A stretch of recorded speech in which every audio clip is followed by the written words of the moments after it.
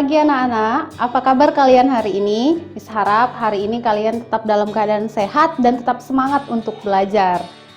Nah, di pertemuan kali ini kita akan belajar tentang pencemaran tanah.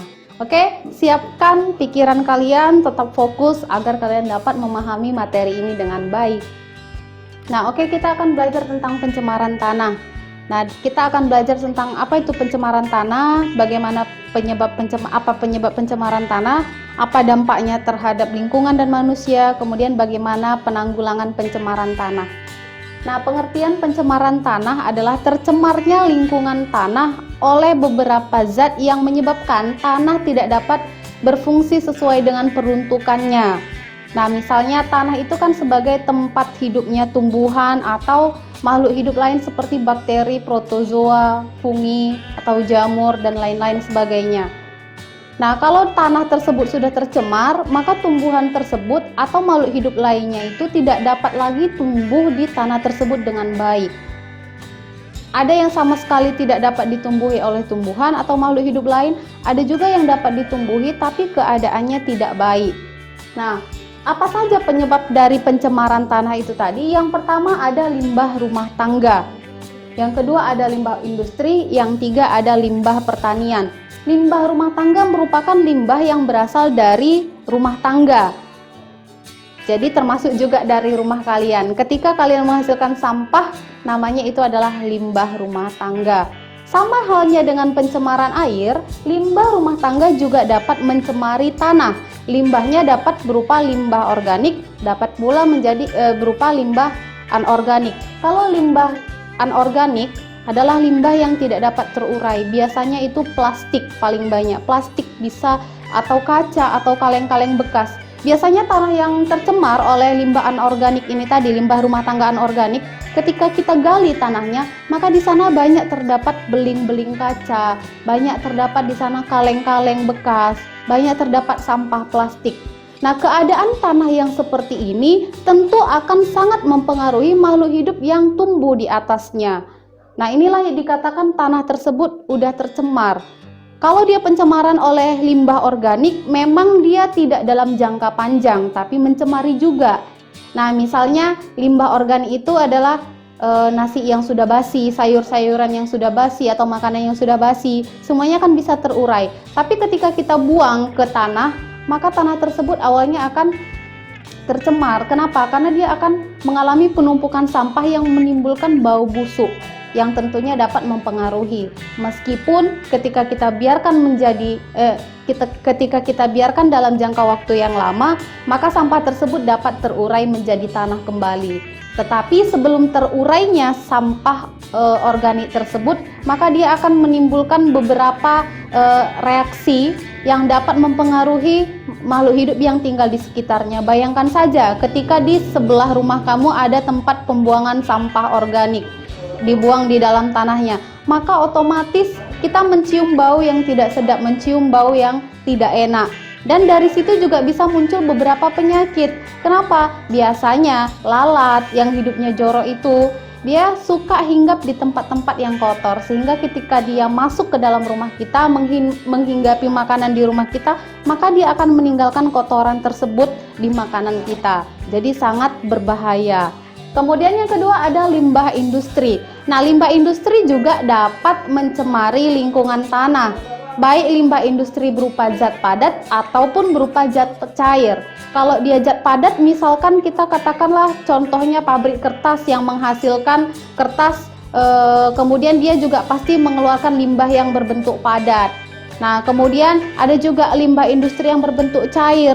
Yang berbentuk cair ini biasanya limbah industrinya bersifat berbahaya karena mengandung logam-logam berat. Seperti misalkan pabrik kosmetik yang ilegal, misalkan dia mengandung merkuri, mengeluarkan limbah yang di dalamnya terdapat merkuri. Ketika dibuang ke tanah, maka sangat berbahaya. Tanah tersebut menjadi tercemar. Tumbuhan yang hidup di tanah tersebut juga akan mengalami gangguan.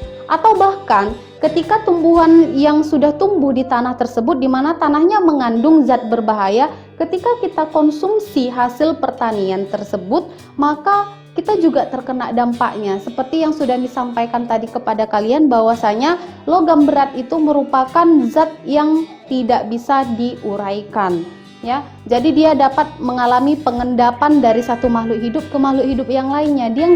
Dia nggak terurai, hanya saja berpindah tempat, dari tumbuhan berpindah ke manusia. Atau dari ikan, tadinya di materi pencemaran air, logam beratnya termakan oleh ikan, dari ikan kita yang makan.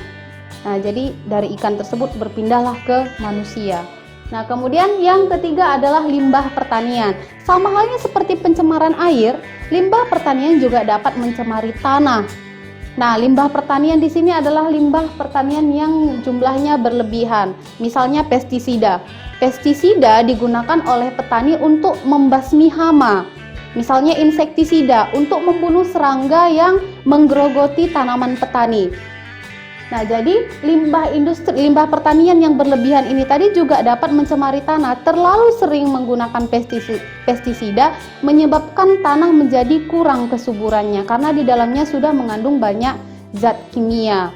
Jadi kalau kalian membeli sayur-sayuran, biasanya ya yang sering ikut orang tua misalnya membeli sayur-sayuran ke supermarket, kalau dia sayur-sayuran yang organik yang tanpa menggunakan zat kimia, biasanya harganya lebih mahal. Kenapa? Karena dia lebih sehat, tidak mengandung pupuk kimia, tidak mengandung obat-obatan kimia. Nah, jadi dia tidak disemprot menggunakan bahan-bahan yang bersifat kimia, sehingga dia lebih sehat. Nah, karena apa? Karena limbah pertanian yang berupa zat kimia tadi memang dapat mengurangi tingkat kesuburan tanah, bahkan dalam jangka waktu yang sangat lama, dan jumlahnya yang melewati batas dapat membahayakan kesehatan manusia. Kemudian, apa dampak dari pencemaran tanah? Tadi penyebabnya sudah ada 3 secara garis besar. Yang kedua adalah dampaknya bagi kehidupan manusia maupun ekosistem. Dampaknya secara garis besar dibagi menjadi 3. Yang pertama itu dampak terhadap kesehatan. Nah, kalau tanah tercemar, otomatis bisa berdampak bagi kesehatan. Banyak cara yang menyebabkan manusia menjadi terganggu kesehatannya dari pencemaran tanah. Seperti yang Miss bilang tadi, ketika suatu lingkungan tanah di dalamnya terdapat zat-zat pencemar, tentunya zat-zat pencemar sampah organik misalnya, tentunya makhluk hidup yang membawa penyakit itu suka hidup di sana. Seperti lalat, bakteri, protozoa. Nah, dia suka hidup di sana. Dan ketika manusia beraktivitas di sekitar lingkungan tersebut, di sekitar tanah tersebut, maka dapat mengalami penyakit. Contohnya katakan saja penyakit diare. Nah, kita gampang terserang diare apabila di daerah sekitar rumah kita itu tidak sehat, tidak bersih. Nah, yang kedua adalah dampaknya terhadap ekosistem. Kalau dia tempatnya sudah mengalami kerusakan, tentu makhluk hidup yang hidup di dalamnya juga pasti mengalami gangguan. Tumbuhan yang hidup di tanah tersebut bisa saja tidak bisa tumbuh lagi, atau bisa tumbuh tapi keadaannya tidak baik. Tumbuhnya misalkan seharusnya tumbuhan itu tumbuhnya sehat, tumbuhnya batangnya itu besar, ini batangnya menjadi kerdil, kemudian daunnya juga sedikit, lama-lama bisa mengalami kematian. Nah, kemudian yang ketiga dapat merusak nilai estetika. Nah, seperti kita ketahui ya, nilai estetika itu adalah suatu nilai yang dirasakan oleh manusia ketika melihat sesuatu pemandangan. Misalnya kita lihat tanah di sekitar rumah kita, seharusnya tanahnya itu ditumbuhi oleh tumbuhan yang memiliki nilai estetika yang bagus. Kalau ada tumbuhan tumbuh di sana, mungkin kita menyukai tempat tersebut. Tempatnya jadi segar, rindang, indah, kita bisa berfoto di sana. Tapi bayangkan suatu tempat, daerah tanah, yang di dalamnya banyak zat pencemar. Nah, tentunya mengurangi nilai keindahannya. Kita jadi malas ke tempat tersebut. Selanjutnya, yang ketiga adalah bagaimana cara penanggulangan pencemaran tanah. Di sini ada 4 cara yang dapat dilakukan untuk menanggulangi pencemaran tanah. Yang pertama, tidak melakukan aktivitas pertanian yang berlebihan. Karena salah satu penyebabnya tadi adalah limbah pertanian, maka perlu diadakan pengurangan aktivitas pertanian yang menggunakan zat-zat kimia secara berlebihan. Nah, jadi petani misalkan menganjurkan petani untuk menggunakan pupuk organik, mengurangi pupuk kimia, kemudian mengurangi pestisida dengan cara menggunakan musuh biologis atau musuh alami.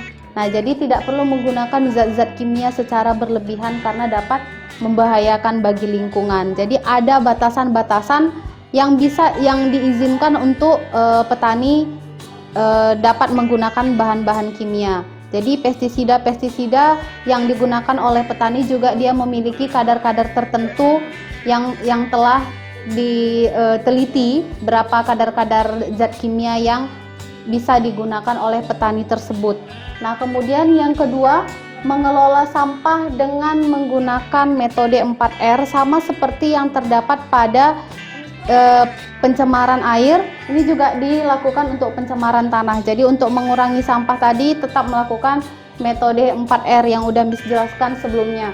Kemudian yang ketiga adalah pencucian tanah. Pencucian tanah itu dengan cara menyiramkan air untuk disaring di tempat tanah yang tercemar. Biasanya ini dilakukan di daerah pertambangan. Setelah selesai melakukan pertambangan, biasanya di tempat-tempat tersebut akan disirami air. Jika kalian pernah melihat daerah pertambangan, tentunya kalian pernah melihat daerah tersebut, bekas tambang tersebut disiram oleh air. Nah, itu dinamakan dengan pencucian tanah. Yang keempat adalah bioremediasi. Bio itu artinya hidup. Kemudian remediasi kembali hidup gitu. Jadi bioremediasi ini merupakan cara penanggulangan pencemaran tanah sehingga tanah tersebut dapat berfungsi kembali dengan baik dengan menggunakan bantuan mikroorganisme ya. Jadi bioremediasi ini menggunakan bantuan mikroorganisme atau makhluk hidup yang ukurannya sangat kecil. Makhluk hidupnya dapat berupa bakteri, dapat berupa jamur, dapat berupa protozoa. Nah, jadi makhluk hidup ini tadi digunakan untuk tanah yang tercemar. Kasih contohnya, misalkan ada suatu lingkungan di mana lingkungan tanah tersebut sudah terpapar oleh minyak bumi. Nah, tentunya kalau dia udah terkena limbah minyak, maka tanah tersebut akan menjadi tidak subur. Dia menjadi tercemar. Nah, bagaimana caranya? Nah, caranya adalah dengan bioremediasi ini tadi. Ada bakteri tertentu yang bisa dimasukkan ke dalam tanah, diatur bagaimana caranya supaya bakteri ini tadi bisa hidup di tanah tersebut, dicukupi nutrisinya. Nah, kemudian bakteri tersebut akan menghasilkan enzim tertentu yang dapat menguraikan minyak ini tadi, sehingga dia akan menetralkan zat-zat beracun yang ada di dalam tanah, seperti contohnya minyak ini tadi. Nah, zat kimia juga begitu. Jika di dalam tanah terkandung zat kimia tertentu, maka dilakukan bioremediasi sehingga tanah tersebut bebas dari zat-zat kimia yang berbahaya. Ketika dimasukkan bakteri ke dalamnya, maka bakteri tersebut akan menguraikan karena bakteri dapat menghasilkan enzim yang mampu menguraikan zat kimia tersebut. Nah, jadi inilah materi yang dapat disampaikan pada pagi hari ini. Mudah-mudahan kalian dapat paham semuanya tentang pencemaran tanah. Baik itu bagaimana penyebab pencemaran tanah, apa dampaknya terhadap manusia dan lingkungan, kemudian bagaimana cara penanggulangannya. Nah, supaya kalian tetap ingat tentang materi pencemaran tanah ini, silahkan kalian tuliskan ringkasan materi sesuai dengan apa yang sudah Miss jelaskan pada kesempatan kali ini. Kemudian jika kalian memiliki pertanyaan yang masih kurang jelas tentang pencemaran tanah ini, boleh kalian tuliskan di bawah catatan kalian, kemudian akan Miss jawab di pertemuan berikutnya. Oke, demikianlah pertemuan pada pagi hari ini. Kalau ada kesalahan, Miss mohon maaf yang sebesar-besarnya. Mudah-mudahan kalian tetap terlindungi, mudah-mudahan kalian sehat selalu. Selamat pagi semuanya.